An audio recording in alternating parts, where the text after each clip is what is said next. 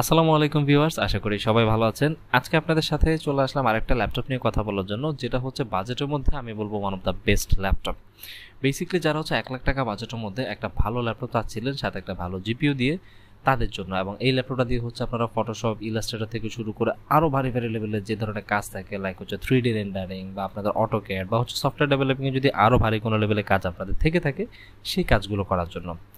So আজকে আমি কথা বলবো বাংলাদেশের মার্কেটে এখন one of the top selling এবং ডিমান্ডিং একটা ল্যাপটপ নিয়ে।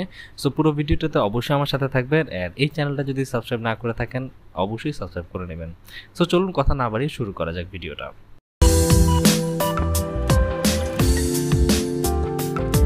আজকে কথা বলবো গিগাবাইটের একটা ল্যাপটপ, যেটা হচ্ছে gigabyte Aorus G5MD। Basically G5MD দুটো ভ্যারিয়েন্ট আছে মার্কেটে, একটা হচ্ছে G5MD এবং G5GD। সো G5GD নিয়ে আমি আরেকদিন ভিডিও বানাবো, আজকে হচ্ছে G5MD নিয়ে কথা বলতে যাচ্ছি। G5MD এই ল্যাপটপটাতে ইউজ করা আছে ইন্টেল কোর i5 11 জেনারেশনের একটা প্রসেসর, যেটার প্রসেসরের মডেল নাম্বার হচ্ছে 11400H, যেটার বেস ক্লক স্পিড থাকবে 2.7 GHz এবং ম্যাক্সিমাম ক্লক স্পিড থাকবে হচ্ছে 4.5। বাই ডিফল্ট এই ল্যাপটপটাতে র্যাম হিসেবে ইউজ করা হচ্ছে দুটো 8GB 3200 র্যাম, অর্থাৎ আপনারা প্রথমেই হচ্ছে 16GB র্যাম এই ল্যাপটপটাতে পেয়ে যাবেন। এবং ভবিষ্যতে যদি আপনাদের প্রয়োজন হয় সেক্ষেত্রে 8 আর 16GB খুলে আপনারা চাইলে 16 ম্যাক্সিমাম 32GB পর্যন্ত করে নিতে পারবেন এই ল্যাপটপটাতে। প্রাইমারি স্টোরেজ হিসেবে আপনারা এখানে পেয়ে যাবেন 512GB NVMe SSD, যেটা হচ্ছে PCIe Gen 3। গিগাবাইটের ল্যাপটপগুলো হচ্ছে বাংলাদেশের একমাত্র ল্যাপটপ যেগুলো হচ্ছে ট্রিপল স্টোরেজ সিস্টেম সাপোর্ট করে, অর্থাৎ এই ল্যাপটপটাতে হচ্ছে আপনি দুটো M.2 ইউজ করতে পারবেন এবং একটা ফিজিক্যাল হার্ড ডিস্ক 2.5।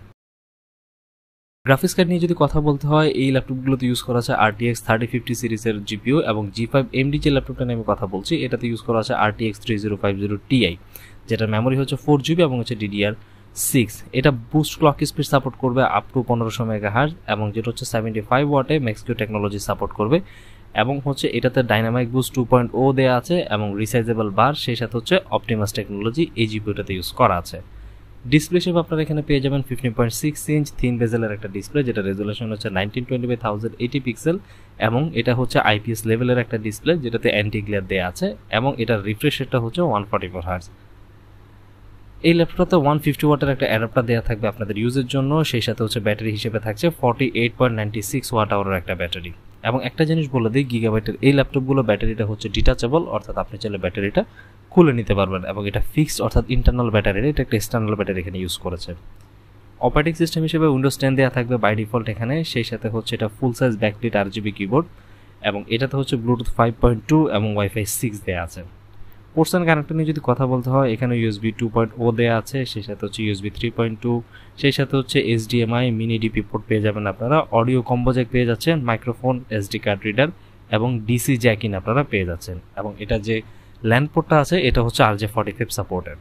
এই ল্যাপটপটা হচ্ছে 2.2 কেজি, সো একটু ভারী ল্যাপটপ হতে পারে, বাট আমি বলবো জিপিইউ এবং প্রসেসর দুটো কম্বিনেশনে এই ল্যাপটপটা ওয়েটটা খুব বেশি না, বিকজ একটা 3050 জিপিইউ দিয়ে ল্যাপটপটা কুল রাখার জন্য যে পরিমাণ কুলিং ফ্যান বা হিটসিং দরকার হয়, সব কিছু মিলে ল্যাপটপটা 2.2 কেজি হলে আমি বলবো খুব একটা বেশি না। এবং অফিসিয়ালি ওয়ারেন্টি হচ্ছে 2 বছর। এবং ফাইনালি প্রাইস, বর্তমান মার্কেটে এটার প্রাইস হচ্ছে 99,000, তবে সেই ক্ষেত্রে যদি কখনো কোনো শপে পারচেস করতে যান, সেখানে যদি অফার বা ক্যাশব্যাক থেকে থাকে, ম্যাক্সিমাম হচ্ছে আপনারা 94 বা 95 আশেপাশে পেয়ে যাবেন। তো আমি বলবো 1 লাখ টাকা বাজেটের মধ্যে i5 11 জেনারেশন দিয়ে 3050Ti জিপিইউ দিয়ে one of the best laptop বর্তমান মার্কেটে এটাই। থ্যাংক ইউ সবাইকে ভিডিওটা দেখার জন্য, আশা করি ভিডিওটা আপনাদের হেল্পফুল হয়েছে। এই গিগাবাইটের অরাস G5MD যদি এই ল্যাপটপ নিয়ে যদি আরও কিছু জানতে চান, চাইলে আমার কমেন্ট বক্সে জানাতে পারেন, আমি নিজে পার্সোনাল যেগুলো রিভিউ করে দিব। আর আবার কন্ট্যাক্ট নাম্বারটা দেওয়া আছে, চাইলে সেখানে আপনারা কন্ট্যাক্ট করতে পারেন, এবং আরও কিছু জিজ্ঞাসা করা থাকলে আমাদের ফেসবুক পেজে লাইক দিতে পারেন, সেখানে আমাদেরকে জিজ্ঞেস করতে পারেন আপনার কোয়েরিগুলো। থ্যাংক ইউ সবাইকে, সবাই ভালো থাকবেন, দেখা হবে নেক্সট কোনো ভিডিওতে। আল্লাহ হাফেজ।